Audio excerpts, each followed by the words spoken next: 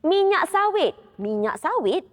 Minyak sawit selalunya orang kata fikir tentang minyak masak yang ada dekat dapur tu. Tapi sebenarnya sawit bukan sekadar digunakan untuk memasak.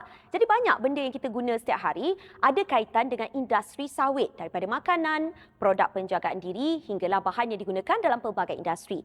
Sebab itu Kementerian Perdagangan dan Komoditi memberi perhatian kepada usaha membangunkan industri hiliran sawit supaya lebih banyak produk bernilai tinggi dapat dihasilkan daripada sumber tempatan. Mudah cerita, daripada hanya menjual bahan mentah, kita nak hasilkan lebih banyak produk yang mempunyai nilai yang lebih tinggi. Macam kelapa juga nilainya bukan hanya pada buahnya sahaja, tetapi boleh diproses menjadi santan, minyak kelapa, produk makanan dan pelbagai kegunaan lain. Begitu juga dengan sawit. Daripada satu sumber, ia boleh dikembangkan menjadi pelbagai produk seperti oleokimia, makanan, alat kosmetik dan bahan berkaitan farmasutikal. Kenapa dia penting? Sebab apabila kita menghasilkan lebih banyak produk siap, peluang ekonomi juga boleh berkembang dan industri sawit negara menjadi lebih pelbagai.